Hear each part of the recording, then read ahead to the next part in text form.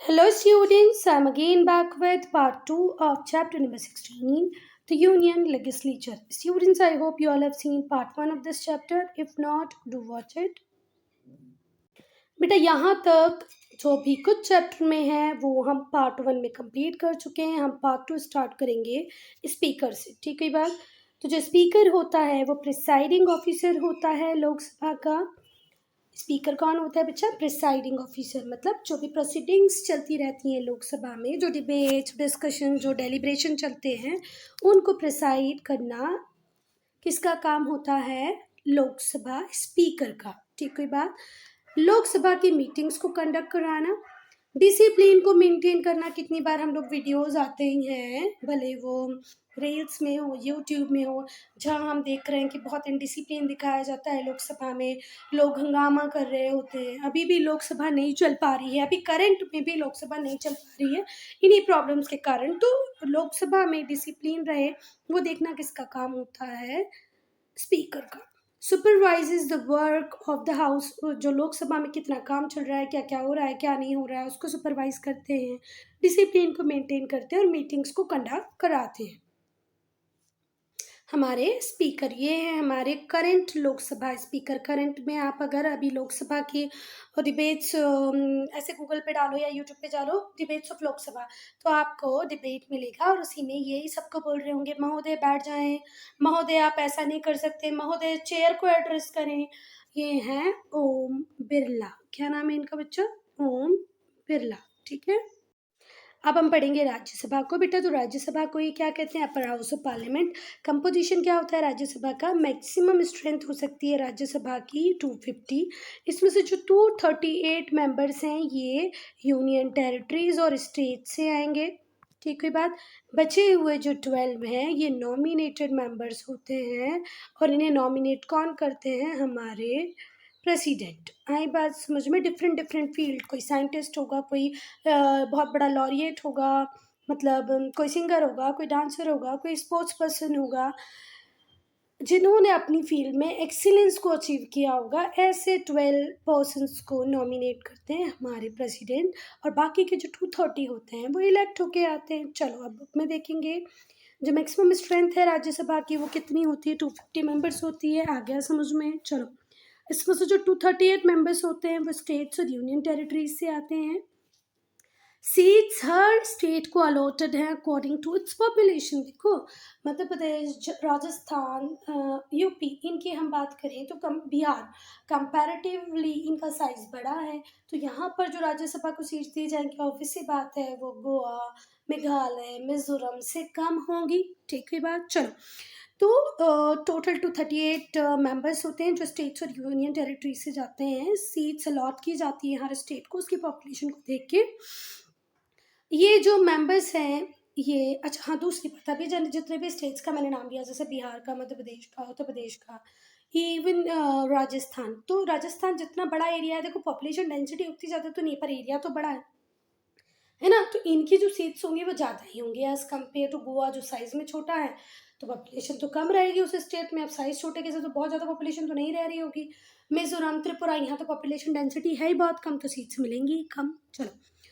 तो ये जो मेंबर होते हैं इनका जो इलेक्शन होता है इनडायरेक्टली होता है by the elected members of legislative assemblies. देखो हमने स्टेट का लेजिस्लेचर बना दिया, स्टेट का सीएम बना दिया. अब उस स्टेट लेजिस्लेचर में जो मेंबर बैठे हैं वो लोग चुन के भेजेंगे अपने अपने स्टेट से राज्यसभा के लिए मेंबर. ठीक है बात. हमारा उसमें कोई पार्टिसिपेशन नहीं होता. 12 मेंबर्स को नॉमिनेट करने का काम करते हैं president among person who have distinguished themselves in the field of art, literature, science and social services. social services में, साइंस में, लिटरेचर में, आर्ट में जो लोग अपने काम से अपने आप की अलग छवि बना पाए, ऐसे 12 लोगों को नॉमिनेट करते हैं हमारे प्रेसिडेंट. Now chairperson. जैसे बेटा लोकसभा में स्पीकर होते हैं वही काम राज्यसभा में कौन करते हैं? चेयरपर्सन. ये एक ऑफिशियो पोस्ट होती है. एक बार अगर आप वाइस प्रेसिडेंट बने तो आप क्या भी एक्स ऑफिशियो मतलब बाय डिफॉल्ट आप क्या भी बन जाएंगे बेटा? Chairman of Rajya Sabha. ठीक कोई बात. मतलब ध्यान से सुनो, जैसे मैं या आप, हम दोनों में से कोई भी अगर वाइस प्रेसिडेंट बनेगा तो हमें कोई बताएगा नहीं आके, ये कॉन्स्टिट्यूशन में ही है कि वही व्यक्ति क्या बन जाएगा, चेयरमैन ऑफ राज्यसभा। चलो, और इनका काम भी वही होता है कि राज्यसभा में प्रोसीडिंग्स प्रॉपर हो, है ना, डिसिप्लिन में हो, प्रॉपर सुपरविजन करते हैं ये भी राज्यसभा के काम का।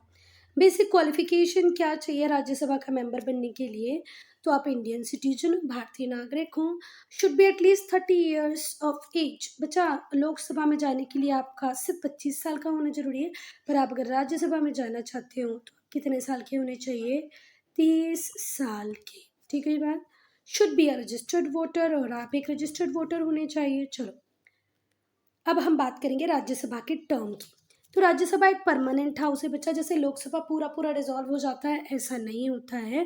राज्यसभा एक परमानेंट हाउस है, ये पूरी तरह डिसॉल्व नहीं होता, प्रेसिडेंट इसे पूरी तरह डिसॉल्व नहीं करता है। Each member is elected for a period of 6 year, her member 6 year के लिए इलेक्ट होता है। और जो 1/3 मेंबर होते हैं इसके, वो हर 2 साल में रिटायर होते जाते हैं, और वो जो रिटायर्ड 1/3 मेंबर हैं उनकी जगह नए मेंबर्स आते जाते हैं, री इलेक्ट होते हैं। तो पहली बात तो लोकसभा परमानेंट हाउस नहीं है, पर राज्यसभा परमानेंट हाउस है। लोकसभा को प्रेसिडेंट डिसॉल्व कर सकता है, पर राज्यसभा को प्रेसिडेंट डिसॉल्व नहीं कर सकता। लोकसभा का पीरियड 5 ईयर का होता है, जबकि राज्यसभा का 6 ईयर का होता है। 1/3 मेंबर हर 2 ईयर्स में रिटायर हो जाते हैं, और जितने मेंबर रिटायर होते हैं उतनी जगह उतने मेंबर इलेक्ट होके आ जाते हैं।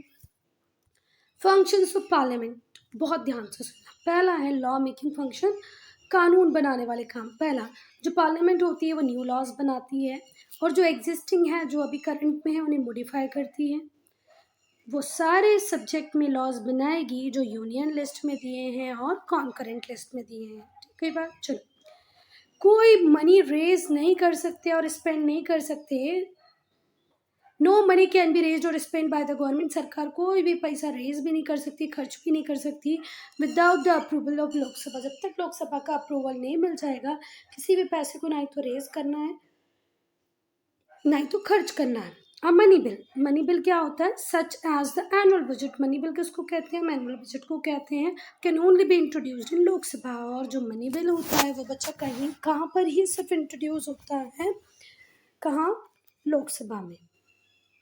बेटा, कुछ केसेस में अगर हमारे पार्लियामेंट को ऐसा लगे कि बहुत इम्पोर्टेंट है और सारे स्टेट्स में ऐसा हो जाना चाहिए, तो वो कुछ स्टेट लिस्ट के सब्जेक्ट्स पर भी लॉ बना सकती है। जबकि स्टेट लिस्ट बनाई इसलिए थी कि इस पे काम कौन करेगी, सिर्फ स्टेट गवर्नमेंट। पर कुछ मैटर्स में ऐसा लगता है कि भाई सेंटर को ये काम कर देना चाहिए या पार्लियामेंट को, तो पार्लियामेंट ये काम कर देता है।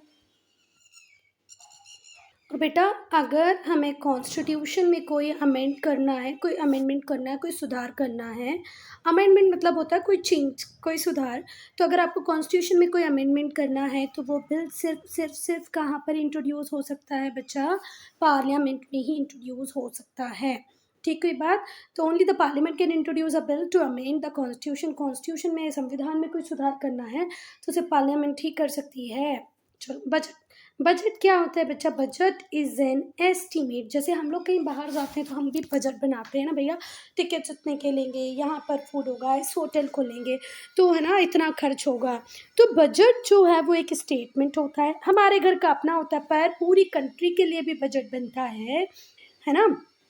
The budget is N estimate. Budget क्या है, estimate of the annual income, की सरकार के पास पूरे साल में कितना पैसा आने वाला है और सरकार उस पैसे को कहाँ कहाँ कहाँ खर्च करने वाली है, इसके स्टेटमेंट को हम क्या कहते हैं, बजट। हम जो बजट बनाते हैं वो बहुत छोटा होता है, हमारी फैमिली का होता है ना। पर गवर्नमेंट जो बजट बनाती है उसमें गवर्नमेंट साल भर में कितना पैसा कमाएगी, कितनी इनकम उसके पास आएगी, उसको वो कहाँ कहाँ खर्च करेगी, ये लिखा जाता है। ठीक है बात। तो यहाँ पर इससे अच्छा कुछ डिफिनेशन नहीं हो सकता बजट का, तो you have to learn this word by word as it is. The budget is an estimate of the annual income and expenditure of the government of India. Bharat सरकार के साल भर का आय और साल भर की व्यय।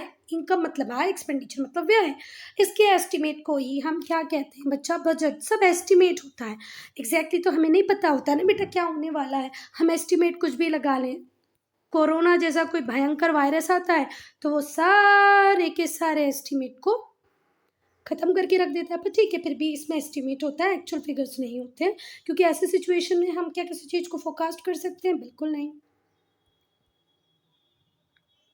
जो गवर्नमेंट होती है वो बजट को प्रेजेंट करती है लोकसभा में हर साल। जो बजट होता है उससे पास करता है पार्लियामेंट, तभी वो किसी काम का है, अदरवाइज नो। सरकार ने प्रेजेंट किया, पार्लियामेंट को उसको पास करना है, तब जाके उसकी वैल्यू बनेगी। जो Lok Sabha has the power to suggest a cut to the budget और even reject it all together. Lok Sabha के पास ये पूरी पावर है कि वो या तो उस बजट में कुछ एड ऑन करने की बात करे, कुछ कट करने की बात करे, है ना। बोलेगी जैसे एजुकेशन पे आपने 2% दिया, एजुकेशन पे आपको ज़्यादा देना चाहिए था, डिफेंस पे आपने 5% दिया, पर डिफेंस पे सिर्फ 2% दो या 3% दो, पर शिक्षा के बजट को बढ़ाओ, डिफेंस पे थोड़ा सा कम खर्चा कर दो। तो ऐसे सजेशंस भी लोकसभा दे सकती है। और sometimes somewhere it has also seen that Lok Sabha can completely reject the budget. Okay, तो लोकसभा में हर साल बजट प्रेजेंट किया जाता है, करने वाली होती है भारत सरकार। बजट पार्लियामेंट से पास होना ही चाहिए, the budget has to be passed by the parliament. Lok Sabha उसमें कुछ कट की बात कर सकती है और कई बार पूरे बजट को ही क्या कर सकती है? रिजेक्ट कर सकती है। 2019 में जब यूनियन बजट को प्रेजेंट किया गया था तो ये प्रेस कॉन्फ्रेंस में सारे लोग खड़े हैं। ये हैं हमारी फाइनेंस मिनिस्टर निर्मला सीतारमन। कौन है ये? निर्मला सीतारमन। और तो कोई मुझे पहचान में नहीं आ रहा है। निर्मला सीतारमन नहीं आ रही है, ठीक है। वो भी शायद इसलिए क्योंकि पता है कि भाई ये फाइनेंस मिनिस्टर हैं, अदरवाइज तो थोड़ा ब्लर है, दिख ही नहीं रहा है। सेकेंड, पार्लियामेंट हमारी काम करती है कंट्रोल ओवर एग्जीक्यूटिव। एग्जीक्यूटिव के ऊपर कंट्रोल रखती है। जो पार्लियामेंट है वो क्लोजली वॉच करती है काउंसिल ऑफ मिनिस्टर्स की एक्टिविटीज़ को, है ना, मिनिस्टर्स की एक्टिविटीज़ को। तो जो पार्लियामेंट होती है वो वॉच रखती है ओवर द गवर्नमेंट, सरकार के ऊपर पूरा ध्यान रखती है ना, कुछ गलत तो नहीं हो रहा है कहीं पर। जो काउंसिल ऑफ मिनिस्टर होते हैं वो डायरेक्टली रिस्पॉन्सिबल होते हैं, आंसरेबल होते हैं लोकसभा के लिए। वो जितने भी काउंसिल ऑफ मिनिस्टर होंगे वो कोई भी पॉलिसी बनाए, कोई भी एक्शंस ले, उसके लिए उनकी जवाबदेही किसके टुवर्ड्स है? पार्लियामेंट के टुवर्ड है। उन्हें जो भी प्रश्न पूछा जाएगा पार्लियामेंट में उनसे, उसको आंसर करना ही पड़ेगा। Now the council of minister. Council of minister has to resign immediately. सारे काउंसिल ऑफ मिनिस्टर्स को मतलब पूरा कैबिनेट को रिजाइन करना पड़ेगा बिल्कुल immediately for vote of no confidence is passed. Vote of no confidence का मतलब होता है जब ऐसा लगने लगे पार्लियामेंट को कि भाई अब मेजोरिटी इस पर्टिकुलर पार्टी के पास नहीं है, दूसरी पार्टी के पास है, तो वो वोट ऑफ नो कॉन्फिडेंस पास कर देंगे। और जैसे ही वोट ऑफ नो कॉन्फिडेंस पास हुआ, पूरे के पूरे काउंसिल ऑफ मिनिस्टर्स को रिजाइन करना पड़ता है, ठीक है। If vote of no confidence is passed against it by the Lok Sabha, then all the Council of Ministers has to resign compulsorily and immediately. जो मेंबर होते हैं पार्लियामेंट के वो डिस्कस करते हैं गवर्नमेंट की पॉलिसीज़ को, क्वेश्चन करते हैं दूसरे मिनिस्टर्स को।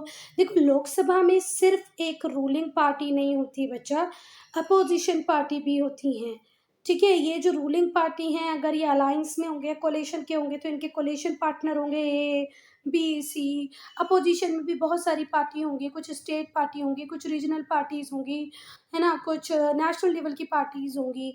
तो ये सब मिलके गवर्नमेंट को क्रिटिसाइज़ कर सकती हैं, गवर्नमेंट को क्वेश्चन पूछ सकती हैं, गवर्नमेंट के अपने डिसीजन को चेंज करने के लिए प्रेशराइज भी कर सकती हैं। तो जो मेंबर होते हैं पार्लियामेंट के वो गवर्नमेंट पॉलिसीज़ को डिस्कस करते हैं, क्वेश्चंस को डिस्कस करते हैं और मिनिस्टर्स के ऊपर चेक रखते हैं। Hence they can exercise a check on the working of government. और इस तरीके से क्वेश्चन पूछ पूछ के किसके ऊपर चेक रखते हैं? पार्लियामेंट के ऊपर। मत पार्लियामेंट के ऊपर नहीं, मिनिस्टर्स के ऊपर।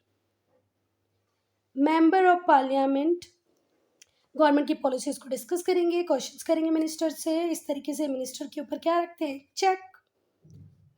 बेटा पार्लियामेंट कई बार एडजर्नमेंट मोशन को भी एड्रेस करती है। एडजर्नमेंट मोशन क्या होगा? कुछ मैटर्स ऐसे होते हैं जिनको बिल्कुल इमीडिएटली सॉल्व करना है, जिनके ऊपर इमीडिएटली ध्यान देना है, तो ऐसे मैटर को डिस्कस किया जा सकता है पार्लियामेंट। जो पब्लिक मैटर के हैं जिनको एड्रेस करना बहुत अर्जेंट है, ठीक है, जैसे कि कोई नेचुरल डिज़ास्टर आ जाए, कोई अर्थक्वेक आ जाए, अनफॉर्चुनेट सिचुएशन आ जाए, पुलिस फायरिंग हो जाए, टेररिस्ट अटैक हो जाए। देखो, अब मैं बोल रही हूँ कि आज पार्लियामेंट की बैठक खत्म हो गई, अब 3-4 महीने बाद पार्लियामेंट फिर से वापस में मिलेगा, पर इस बीच कोई टेररिस्ट अटैक हो जाए, ठीक है, बहुत बड़ा कोई अर्थक्वेक आ जाए, कोई सुनामी आ जाए, तो हमें इमीडिएटली हेल्प करना है उस पर्टिकुलर एरिया को, इमीडिएटली एड्रेस करना है इस प्रॉब्लम को।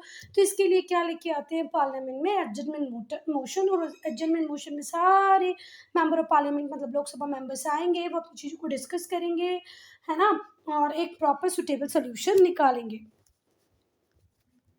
ठीक है बात। तो पार्लियामेंट में 2 हाउसेस होते हैं, लोकसभा राज्यसभा, दोनों को बुलाया जा सकता है जब कोई हमें इमीडिएट या अर्जेंट एक्शन लेना हो। चलो नाउ डिस्कस। अब डिस्कशन में क्वेश्चन पूछा है कि क्या पर्पस है, क्यों हम क्वेश्चंस पूछते हैं मिनिस्टर्स से इन पार्लियामेंट, हम क्यों पूछते हैं बच्चा, so that we have complete knowledge about why government has taken the particular decision. Okay, we can know about the purpose, the reason, the aim behind that particular project, that particular scheme. If there is some lacuna, some loophole is there, through that question we can address that loophole, that lacuna of government scheme. And it is very important part, and we can ask questions from the parliamentaries or the ministers in question R। एक specific R decide किया गया है जिसमें specially question ही पूछे जाएंगे concern ministry से, concern minister से, so that clarity will be there. Okay, तो बेटा जब पुलिस फायरिंग हो जाए, टेररिस्ट अटैक हो जाए, तो भैया एडजमेंट मोशन लाना पड़ता है। देन जुडिशियल फंक्शन जो पार्लियामेंट होती है वो इम्पीच कर सकती है, रिमूव कर सकती है प्रेसिडेंट को, वाइस प्रेसिडेंट को, जजेस ऑफ सुप्रीम कोर्ट और हाई कोर्ट। तो जुडिशियल फंक्शन में क्या काम है पार्लियामेंट का, जब ऐसा लगने लगे कि भैया कोई प्रेसिडेंट, कोई वाइस प्रेसिडेंट, कोई जज, भले वो सुप्रीम कोर्ट का हो या हाई कोर्ट का हो, जब ये अपनी पावर का मिसयूज करने लग जाएं या किसी भी कॉन्स्टिट्यूशन के जितने भी लॉज हैं उन्हें वायलेट करने लग जाएं या कॉन्स्टिट्यूशन को वायलेट करने लग जाएं, तो हम ऐसे लोगों को through the process of impeachment हटा सकते हैं। और ये जिम्मेदारी किसके पास है, पार्लियामेंट के पास।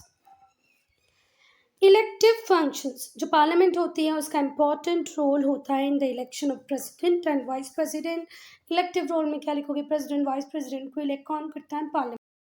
Now sessions of the parliament. Parliament बेटा साल भर में 2 बार तो मिलेगी मिलेगी, तो कंपलसरी है कि पार्लियामेंट को साल भर में 2 बार मिलना है। पर बेटा कई बार एडजमेंट मोशन आ गया, कोई और अर्जेंसी आ गई, तो बेटा पार्लियामेंट 2 से 3, 3 से 4 बार भी साल भर में मिल सकती है। देन 2 सेशन तो कंपलसरी होंगे। पर अब हम कब बोलेंगे कि जब पार्लियामेंट मीटिंग कर रहा हो तो कितने मेंबर कम से कम आए तो मीटिंग हो जाएगी, तो बेटा वो होने चाहिए 10%। और ये जो मिनिमम रिक्वायरमेंट होती है उसे हम क्या बोलते हैं, कोरम, कि कम से कम पार्लियामेंट के सेशन को रन करना है तो भले वो लोकसभा हो या राज्यसभा हो, कितने मेंबर तो आने ही चाहिए, 10% मेंबर तो आने ही चाहिए। जो भी करंट मेंबर होंगे उस टाइम के, उस करंट मेंबर का 10% निकाल लो, उतने मेंबर आ गए तो आप मीटिंग कर सकते हो, नहीं तो नहीं कर सकते हो। चलो देखते हैं हम। जैसे मैं मैक्सिमम की बात कर रही हूँ, करंट को लेके नहीं चल रही। मैक्सिमम राज्यसभा में कितने हो सकते हैं मेंबर, 250। 250 का 10% कितना हो जाएगा, 25। आई बात समझ में। अब ऐसे राज्य कहाँ का बोला मैंने, ये राज्यसभा है ना। अब हम लोकसभा की बात करेंगे तो लोकसभा में टोटल मेंबर कितने हो सकते हैं, 552। इस 552 का अगर मैं 10% निकालूं तो वो आ जाएगा 55.2, मतलब 56 मेंबर होने चाहिए। अब आधा व्यक्ति तो ला नहीं सकते ना काट के। चलो, तो राज्यसभा की प्रोसीडिंग्स तब चल पाएंगे जब वहाँ पर कम से कम 25 मेंबर हो, और राज्यसभा की कब, जब वहाँ पर 56 मेंबर हो। और बेटा ये मैंने मैक्सिमम स्ट्रेंथ के हिसाब से ले लिया, करंट स्ट्रेंथ जो भी होगी उसका आप 10% निकाल लेना। ठीक है बात, चलो पढ़ते हैं। तो the parliament meets at least twice a year, 2 बार तो साल भर में मिलना ही है। For a session to take place, जब सेशन होगा वो किसी कंडीशन में हो सकता है जब एटलीस्ट 10% टोटल मेंबरशिप के मेंबर प्रेजेंट हो। टोटल मेंबरशिप के 10% मेंबर प्रेजेंट होंगे तभी सेशन होगा, और इसे ही हम क्या कहते हैं, कोरम। ठीक कोई बात। I'm ending this video here. Only if you have any doubt, any problem, to write in comment section.